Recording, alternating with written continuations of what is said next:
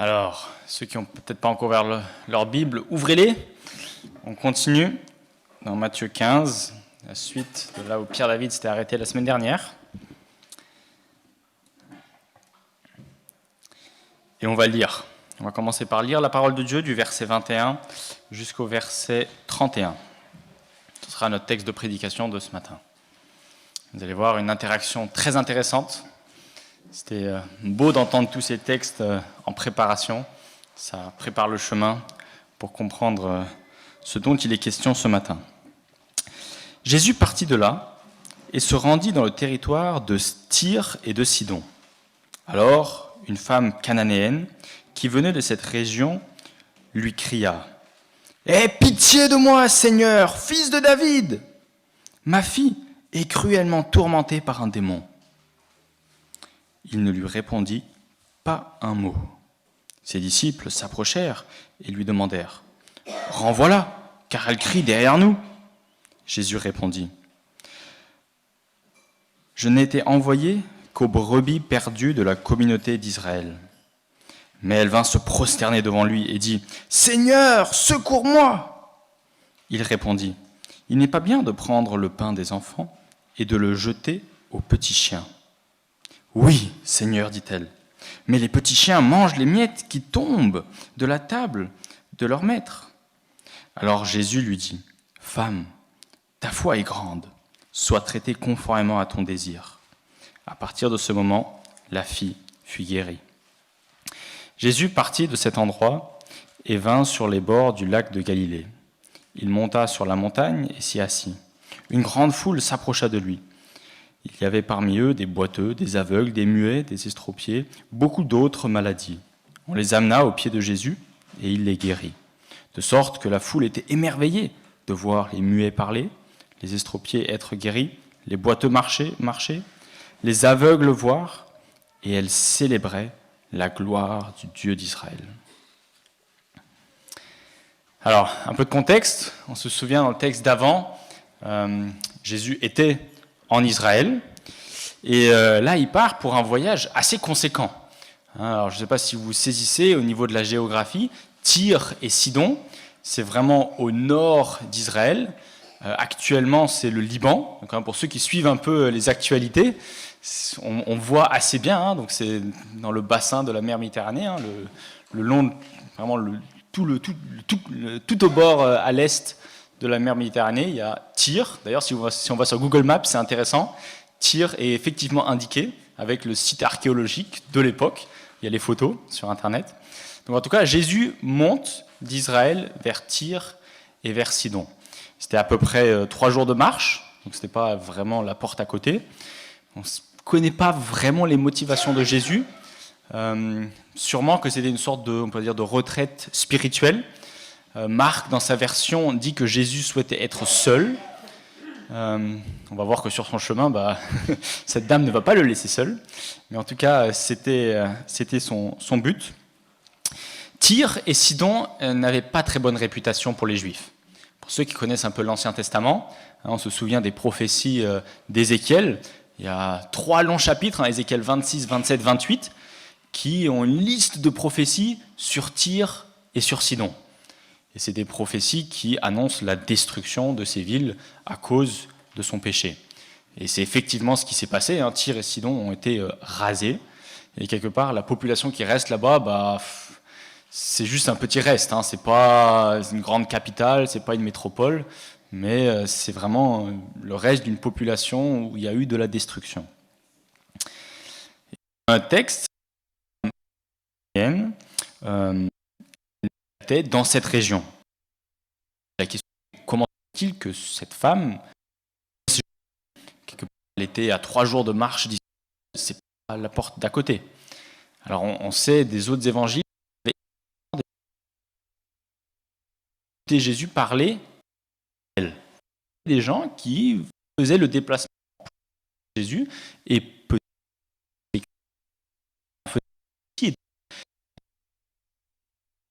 Jésus. Appelle cette femme la femme syro-phénicienne. Syro-phénicienne parce que la Syrie. Alors, la Syrie se trouve à un autre endroit. Les Romains, ils appelaient ça que Marc l'appelle la femme syrophénicienne, mais c'est la même personne que Matthieu ici appelle cananéenne. Et un peu de contexte, cette femme, on se rend compte, elle aimait beaucoup sa fille. Et c'est un peu logique, hein, je crois que tous ceux ici qui sont parents, vous avez conscience de l'amour qu'on porte pour nos enfants, les pères tout comme les mères, mais peut-être d'une façon encore pour les mamans. Alors, je ne le vis pas, je le vois, je connais mon amour pour mes enfants, et je peux que comprendre que peut-être pour une maman, c'est encore plus fort. Le souci qu'on porte pour nos enfants, il est important. Je me souviens de moments où Boaz toussait fortement, et voilà, j'étais inquiet, je me disais, mais est-ce que c'est pas trop grave? À quoi ça va mener? On peut se soucier, et pour une mère, c'est encore beaucoup plus important. Et donc on a cette mère ici qui, quelque part, est dans la détresse, parce que son enfant n'est pas juste malade, mais en fait l'enfant est dans une condition la pire que l'on puisse imaginer. Il est sous domination d'un démon. On peut difficilement imaginer plus pire pour son enfant que d'avoir un enfant qui est entre les mains du diable. Et c'est là que je me suis dit, en fait, peut-être que c'est pertinent pour l'un ou l'autre parmi nous. En tant que parents chrétiens, c'est une souffrance d'avoir des enfants ou des petits-enfants qui sont pas au Seigneur, mais qui sont entre les mains du diable.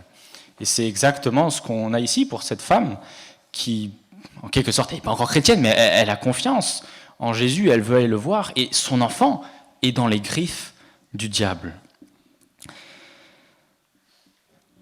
Pourtant, on voit que cette femme est pleine de foi et reconnaît Jésus pour qui il est beaucoup mieux que certains des Juifs, des Israélites. Regardez avec moi dans le texte, comment est-ce que cette femme appelle Jésus? C'est quoi le terme qu'elle utilise? Quoi? Fils de David. Alors qu'est-ce que ça implique? Ça implique qu'elle reconnaît qu'il est le Messie, qu'il est le Sauveur. On l'a vu dans le début de la généalogie, à chaque fois que ce terme est utilisé, c'est pour faire référence au rejeton qui vient de la lignée de David pour venir et sauver le peuple. Et c'est en contraste avec les pharisiens, les chefs de la loi, qui, eux, ils l'appellent comment Jésus? Ils l'appellent fils du charpentier. C'est quand même moins glorieux que fils de David. Ou alors, c'est par Béelzébul qui chasse les démons. Il n'y a aucune reconnaissance de son autorité, de son caractère messianique. Et ici, cette femme, qui ne fait pas partie de la communauté d'Israël, reconnaît mieux qui est Jésus que les gens du dedans. C'est quand même surprenant. Voilà, on a un peu établi le contexte, et j'aimerais vous donner un plan d'étude en 4 points pour étudier, analyser cette conversation entre Jésus et cette femme cananéenne. Donc, le premier point, ça va être le silence de Jésus. Le deuxième point, et vous allez voir, à chaque fois ça rime, donc le silence de Jésus. Deuxième point, l'insistance de la femme. Troisième point, l'intransigeance de Jésus. Et on finit par la clémence de Jésus. Donc le silence de Jésus, l'insistance de la femme, l'intransigeance de Jésus et la clémence de Jésus. Alors, regardez comment une femme qui suit Jésus, qui crie « Aie pitié de moi, Seigneur, fils de David !» sa fille qui est cruellement tourmentée. Voilà la réaction de notre Sauveur. Il est dit « Il ne répondit pas un mot ». La réaction de Jésus peut paraître surprenante,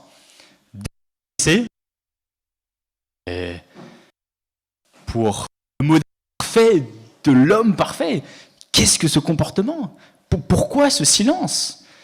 Peut-être même penser, si c'est pas Jésus dont on sait qu'il est parfait, n'importe quel être humain, on aurait dit, mais en fait, c'est juste un gars égoïste qui part dans sa retraite spirituelle, et puis voilà, il y a quelqu'un qui l'embête, et juste il l'écoute pas parce qu'il veut aller dans sa maison tranquillement, ce que Marc nous dit, et finalement il n'est pas laissé tranquille.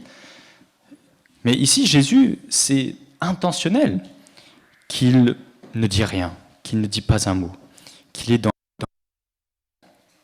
Et parfois dans nos vies, on peut sentir la présence de Dieu. On peut se dire, oh, magnifique, ma vie chrétienne va bien.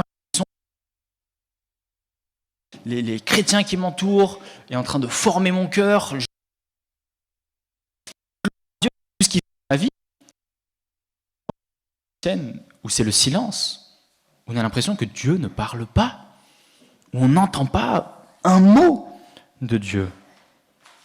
Peut-être aussi, c'est vrai, pour reprendre ce qu'il y a avant, pour certains peut-être qui prient pour leurs enfants, leurs petits-enfants, on a l'impression que Dieu est silencieux depuis des années, et Dieu ne répond pas, et on se dit, mais qu'est-ce que je dois en conclure? Est-ce que je dois en conclure que c'est des réprobés, que Dieu ne va jamais les sauver, que ce démon ne va jamais sortir de ma fille? Je ne sais pas qu'est-ce qui s'est passé dans la tête de cette femme cananéenne, mais elle a, dans un premier temps, aucune réponse de la part de Jésus. Peut-être aussi que certains sont en lutte avec un péché récurrent dans la vie, et vous criez à Dieu, « Dieu, sauve-moi, délivre-moi de ce péché. J'arrive pas tout seul. » Et vous avez l'impression que Dieu reste dans le silence, que Dieu ne répond pas. En tout cas, c'est la première expérience de cette femme cananéenne qui suit Jésus. Mais laissez-moi vous rassurer que Dieu n'est pas silencieux pour rien. Dieu entend.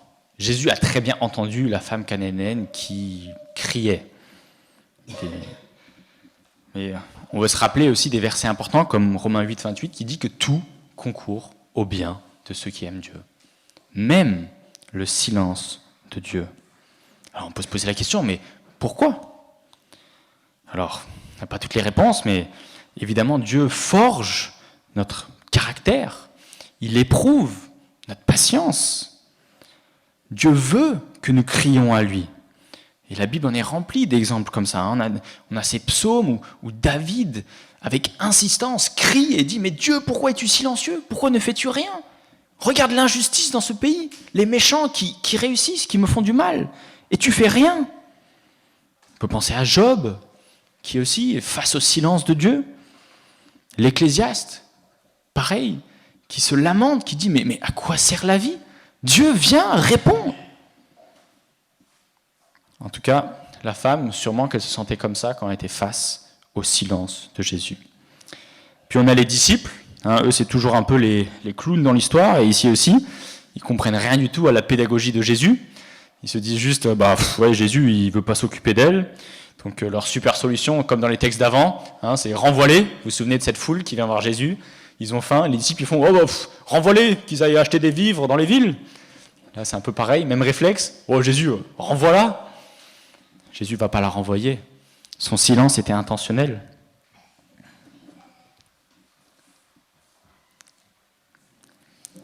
Et Jésus répond. Il donne une réponse qui peut paraître surprenante, mais qui est parfaitement cohérente avec le reste des Écritures. Jésus dit, et il répond à ses disciples, c'est ce que le texte nous dit, mais sûrement que la femme cananéenne a aussi entendu la réponse. Voilà ce qu'il dit. Il dit, « Je n'ai été envoyé qu'aux brebis perdues de la communauté d'Israël. » Alors on l'a lu dans les textes d'avant, mais Jésus est clairement le Messie, issu d'Israël, dans un premier temps venu pour sauver Israël. Il est venu pour sauver son peuple. Et c'est très clair, toute la Bible va dans ce sens-là. Même bien après l'œuvre accomplie de Christ, Paul parle en ces termes-là. Paul, par exemple, dans Romains 1,15, dit « Je n'ai pas honte de l'évangile, c'est la puissance de Dieu pour le salut de tout homme qui croit, du juif d'abord, mais aussi du non-juif. Le juif d'abord, mais aussi le non-juif. » Et Matthieu 18 finit comme ça aussi.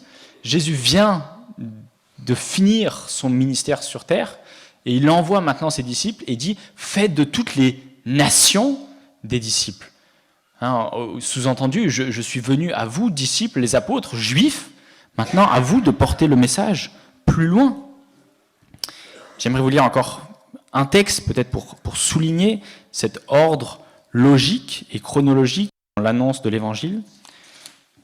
Pour ceux qui veulent peut-être suivre, Romains 15, je vais lire les versets 8 à 13.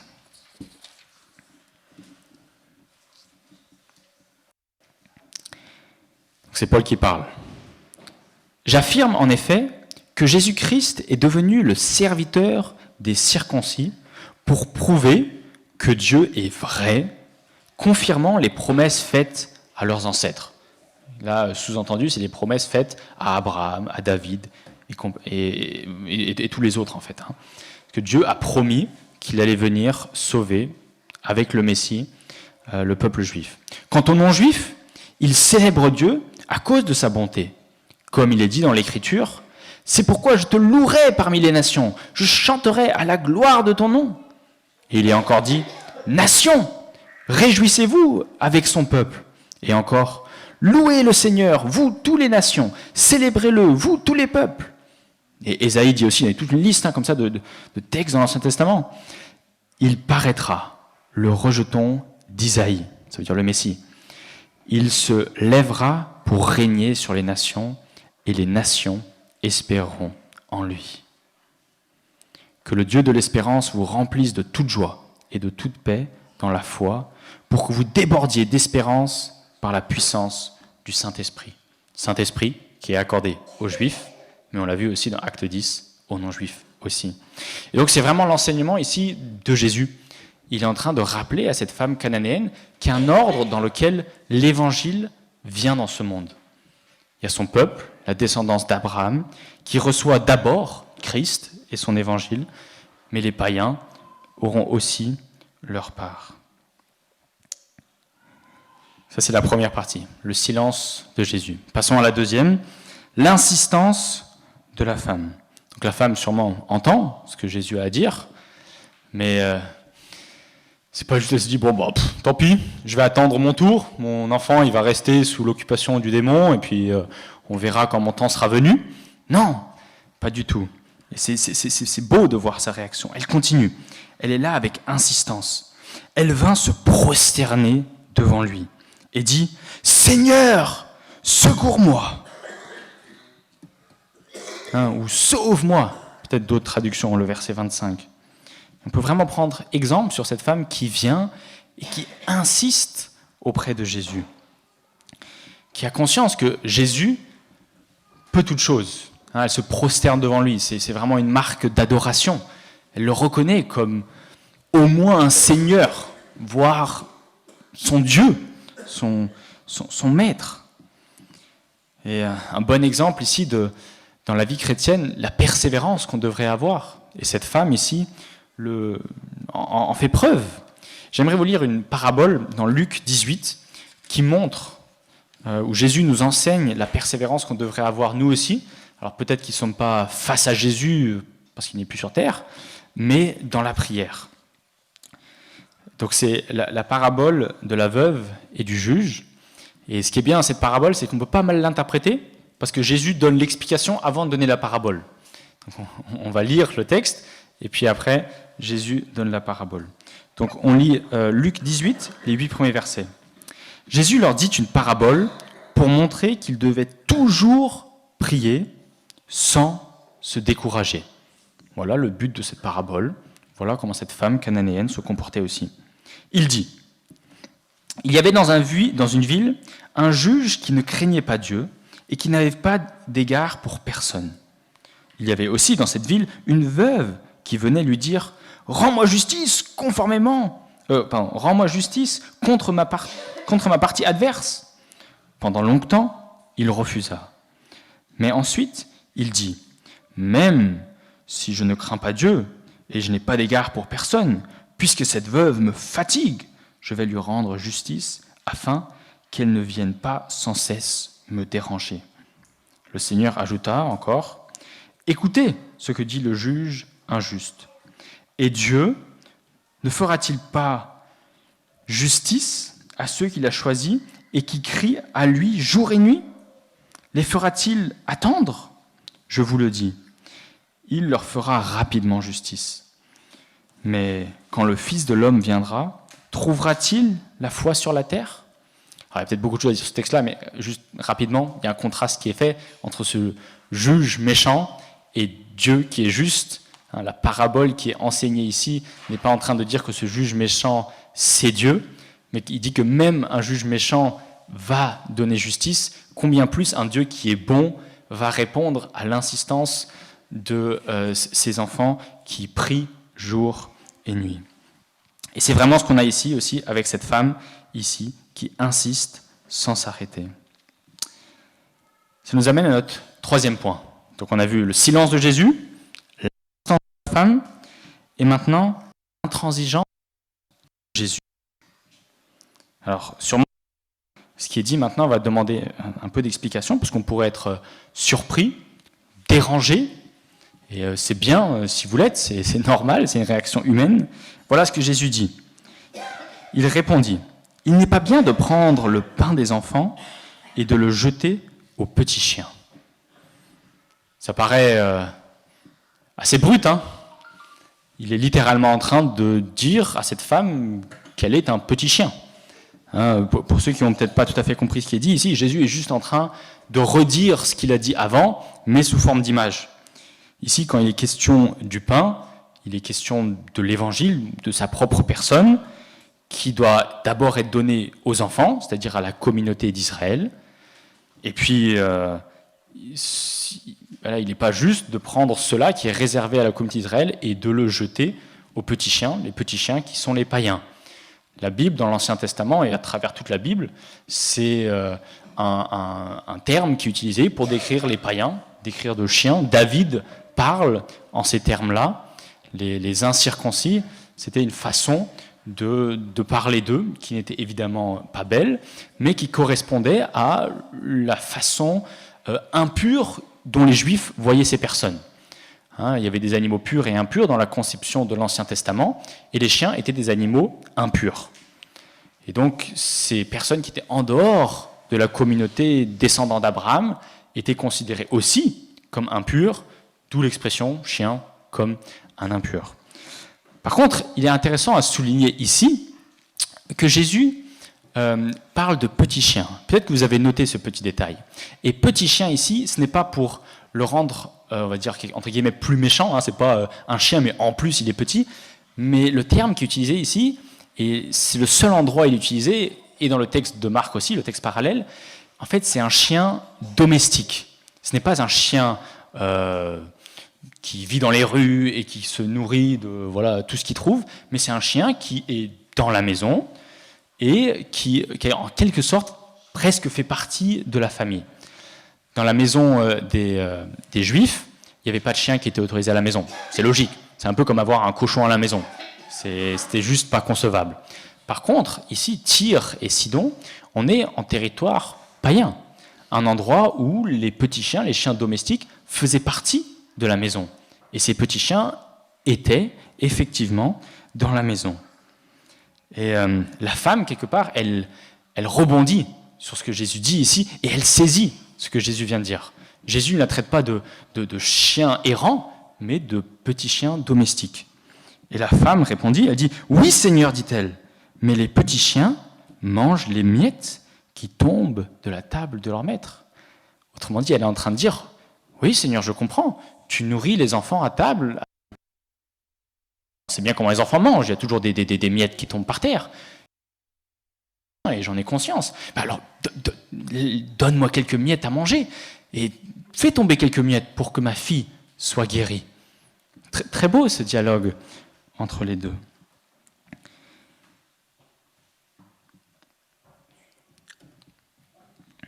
Il y a une autre chose, je pense, qui est importante à souligner, c'est Jésus ici, dans ses paroles, c'est vrai, elles sont fermes et elles sont dures. Et Jésus, c'est pas la première fois qu'il est assez ferme, assez dur. On pense au texte juste avant avec les pharisiens. Il les traite d'hypocrites. C'est pas particulièrement gentil. Mais quelque part, avec les pharisiens, on se dit, ouais, ils l'ont mérité, quoi. Enfin, Jésus, quelque part, a le droit de leur parler comme ça. Et ici, on se dit, mais cette pauvre femme qui souffre pour son enfant, Jésus, pourquoi cette parole si dure? Je n'ai pas l'entièreté de la réponse. Mais en tout cas, ce qui est extrêmement beau à voir dans ce texte, c'est que Jésus vient et rappelle à cette femme sa condition. C'est ce qu'on fait aussi quand on prêche l'évangile. On est toujours obligé d'annoncer d'abord la mauvaise nouvelle. On est d'abord obligé d'insister sur le péché, sur les choses qui ne vont pas. Et il y a un sens dans lequel, en fait, notre condition à nous tous, c'est que nous sommes des chiens, des petits chiens. Nous sommes tous impurs, de par notre condition même. Je nous rappelle des versets fondamentaux, comme Éphésiens 2,3, qui dit que nous étions, par notre condition même, c'était notre condition, tout comme cette femme, destinés à la colère de Dieu. Tout comme les autres. Paul nous rappelle ça en Éphésiens, et c'est sûrement aussi ce que Jésus rappelle ici aussi, à cette femme, c'est « Je te rappelle ta condition, tu es un petit chien ». Et cette prédication, elle est vraie pas que pour la femme cananéenne, mais elle est vraie pour tout le monde ici. Jésus prêche à nous aussi. Nous sommes des petits chiens. Nous sommes tachés par le péché. Nous sommes noirs. Nous sommes impurs. C'est une réalité. Jésus rappelle ici une condition qui est réelle. Et la réaction de la femme est belle. Est-ce que la femme réagit comme beaucoup de gens réagiraient ? On dit à des gens, tu es impur, tu es taché par le péché.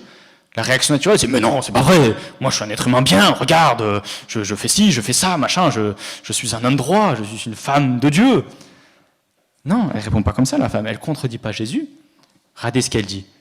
Elle dit en s'exclamant « Oui, Seigneur !» Elle dit « Tu as raison, je suis un petit chien. Je reconnais que je suis dans une condition de pécheresse, que je ne mérite pas de recevoir le pain. L'évangile, je ne le mérite pas. Je ne mérite pas recevoir ce pain de vie qui peut me nourrir et qui peut sauver ma fille. Mais s'il te plaît, fais tomber quelques miettes. Elle est très humble. Elle n'est pas du tout dans une situation, dans une attitude où elle veut tout avoir pour elle, un peu comme les gens de ce monde qui veulent tout maintenant, tout de suite. Mais elle a conscience de qui elle est, de sa condition, et elle est prête à recevoir ne serait-ce que des petites miettes. Et donc Jésus, quelque part, c'est aussi un clin d'œil qu'il donne à cette femme. Parce qu'il est en train de lui dire, tu es un petit chien qui fait partie de la maison.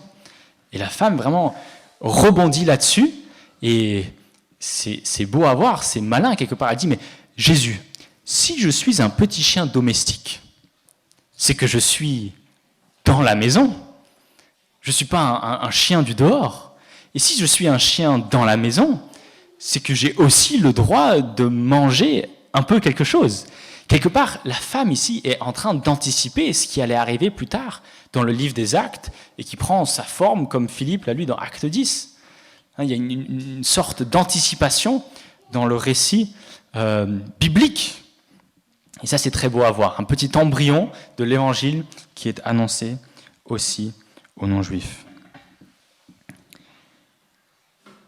Et puis on finit par la dernière partie, donc je rappelle, le silence de Jésus, l'insistance de la femme, l'intransigeance de Jésus, face à, rappelle la condition de cette femme, des propos qui sont des fois durs à entendre, mais réels. Et puis on finit par la clémence de Jésus. Jésus reconnaît que cette femme a beaucoup plus de foi que beaucoup des personnes qu'il a rencontrées en Israël.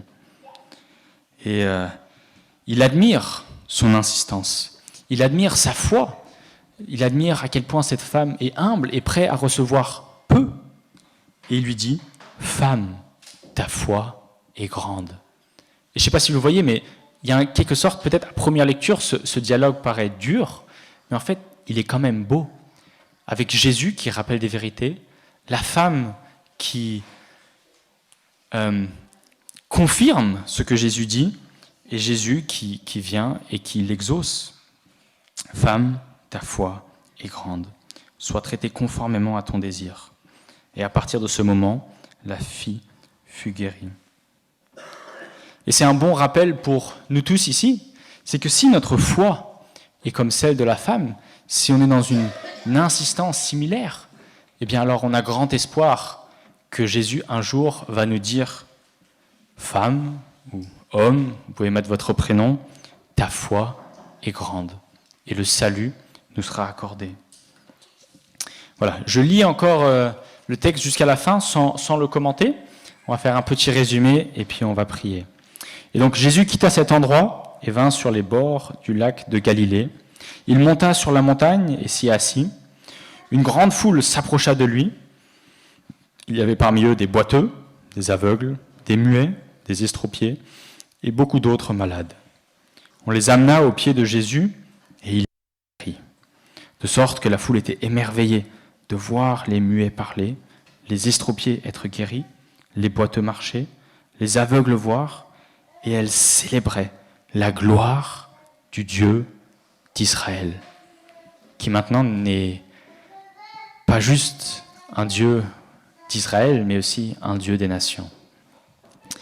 Donc on résume, est-ce que quelqu'un arrive à se souvenir des 4 points qu'on a énumérés pendant cette prédication? Et ça rime. Ils ne sont pas hyper faciles ces mots, mais je pense qu'on peut y arriver. Donc on commence par le silence. Un Dieu des fois qui nous fait passer par des périodes de silence, où il ne répond pas. C'est pédagogique, c'est intentionnel, c'est voulu de la part de Dieu. Et on a la femme qui est dans l'insistance, qui continue, Seigneur, sauve-moi, s'il te plaît. C'est un encouragement pour nous aussi. Cette semaine, toute notre vie, continuons à insister sur les choses bonnes, vraies. Alors bien sûr, si vous priez pour des mauvaises choses, vous pouvez prier longtemps. Mais si on prie dans la volonté de Dieu, eh bien, les choses vont finir par être exaucées.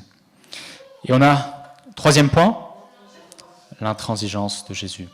Jésus qui répond à cette femme, qui lui rappelle la réalité qu'il est venu d'abord pour les Juifs, ensuite pour les non-Juifs, qui lui rappelle sa condition de femme pécheresse, et aussi du coup d'homme pécheur, pour nous qui sommes ici, mais en même temps qui lui donne ce clin d'œil en lui disant « mais tu es un petit chien, et tu fais partie de la maison, et tu vas avoir le droit aux miettes ». Et donc on finit sur la clémence. Dieu qui est bon, Dieu qui exauce, Dieu qui sauve, et qui a aussi sauvé nos vies. On va prier. Seigneur, merci pour cette histoire. Merci de l'exemple de cette femme cananéenne qui était vue comme impure, comme un chien de la part de la communauté des Juifs, et qui pourtant a le cœur bien pur. En contraste par rapport à ces pharisiens qui se croyaient purs et qui pourtant avaient le cœur totalement impur. Cette femme est un exemple pour nous. On veut apprendre à être aussi insistant, aussi humble, avoir conscience qu'il y a une distance énorme entre le Dieu de cet univers, son Fils bien-aimé, et nous, êtres humains déchus, qui pouvons réellement être considérés comme des chiens. Et pourtant, Seigneur, tu as fait de nous tes enfants. Il y a une époque où on était des chiens errants dans la rue. Par notre condition même, nous étions destinés à la colère de Dieu. Et pourtant, tu nous as adoptés dans ta famille. On est même encore plus que cette femme cananéenne. On n'est pas juste des chiens qui sommes dans la maison, en dessous de la table, mais nous sommes tes enfants, assis à table. Nous pouvons manger à volonté ton pain, ta parole. Ta personne est là pour nous. On peut être rassasié. Et Seigneur, ça c'est merveilleux, de savoir qu'on n'a rien contribué à la condition actuelle que nous avons. Et en tout cas, Seigneur, on prie que nos cœurs soient débordants de joie pour cette bonne nouvelle qu'on veut se rappeler tous les dimanches et tous les jours de notre vie. Amen. On va continuer avec numéro 42 dans les portes vues. En Jésus seul.